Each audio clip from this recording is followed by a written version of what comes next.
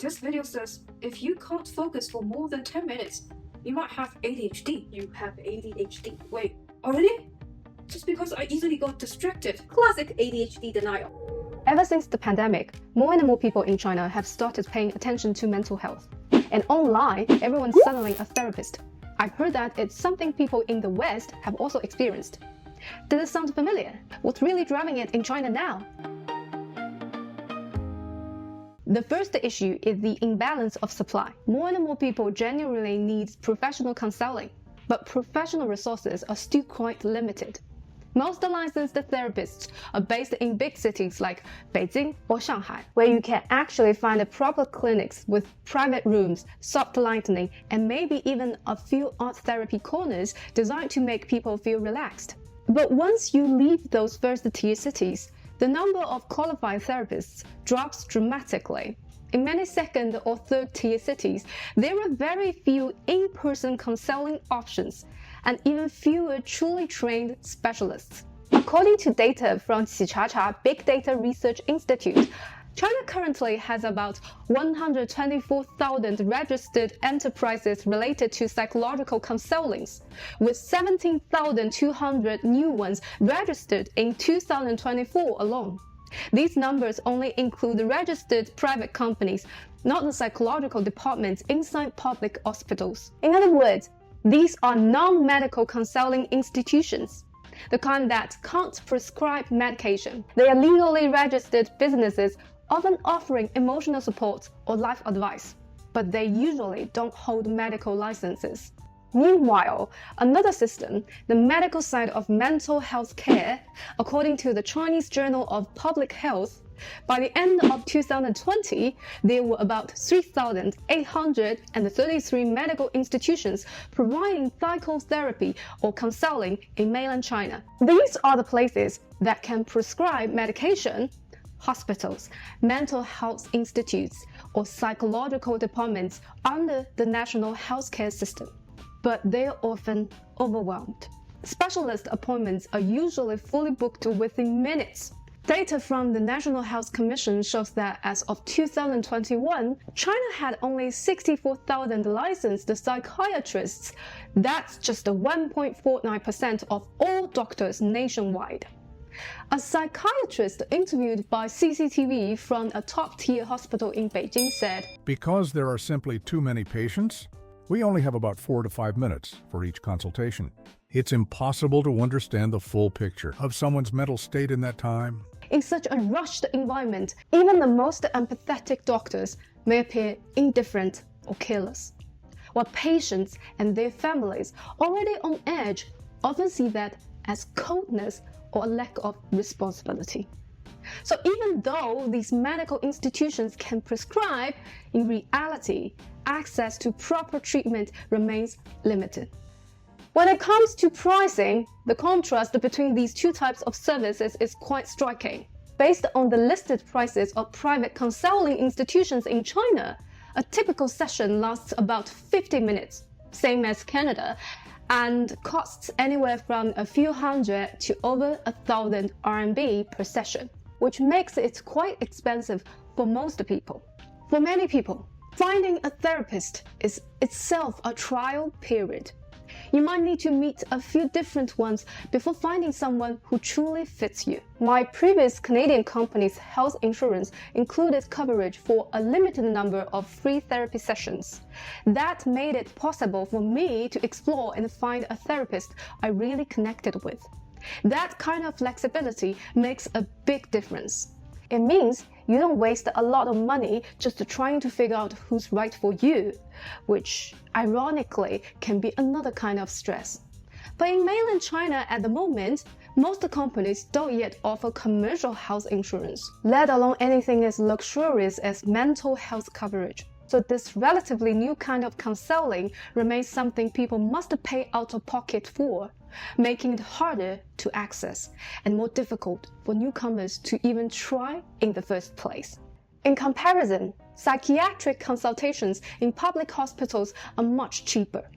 According to the Chinese medical booking platform guahao.com, a regular appointment usually costs between 10 and 50 RMB, while an expert consultation can range from 50 to several hundred RMB. In reality, people often have to take time off work, spend hours waiting for their turn, only to get a few minutes with a doctor who may prescribe medication. Medication they are not entirely sure about, worried it might come with side effects. It's a frustrating experience that can easily make things worse for someone already struggling. Beyond the question of access and cost, there's also a psychological barrier, one that's deeply cultural. Not long ago, words like mental illness carried a strong sense of stigma. For many, it used to be an insult, something to be hidden, a secret too shameful to admit, even to family. People with mental health struggles often carried not just the condition itself, but a heavy sense of personal failure that came with it. So even though awareness has grown, the emotional discomfort around discussing it hasn't fully gone away. And then there is another issue, the blurry line between normal emotional fluctuations and clinical disorders. Many people don't know the difference between feeling down and having clinical depression. I remember last year, when I went back to China to visit my family, I met a few old friends for dinner. At some point, I casually mentioned that I sometimes talk to a therapist. Then I could see a flash of surprise on my friend's face, that subtle, "Wait, are you okay?" kind of look. So I quickly explained that it's not about being ill, but more like a healthy way of maintaining mental balance.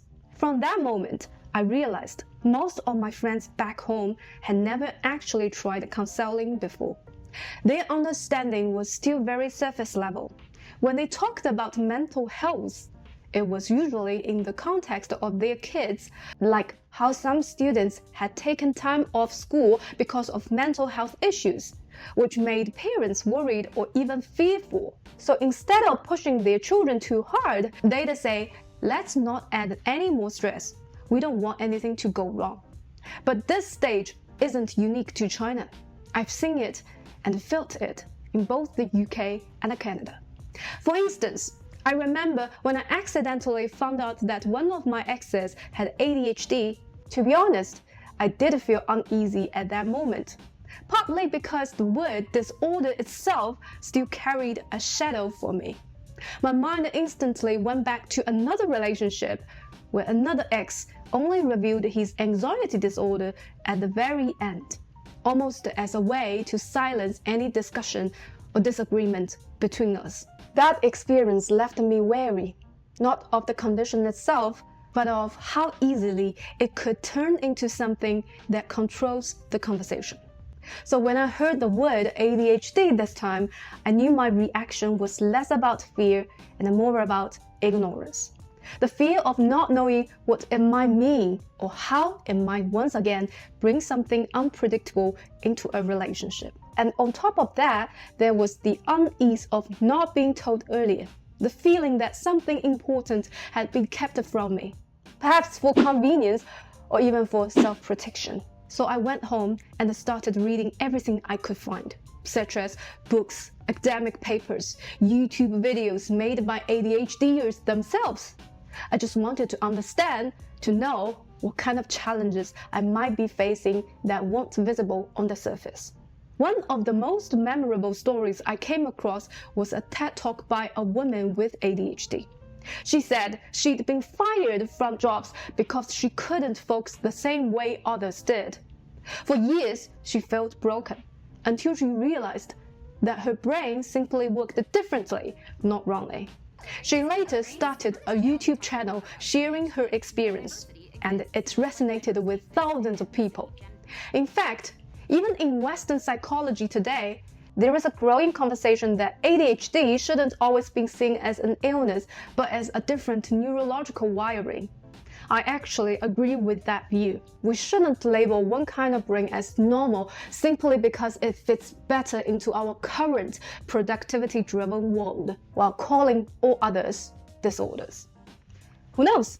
With AI advancing so fast and the way work itself is being redefined, the very traits we once saw as distractions might soon become the new kind of focus.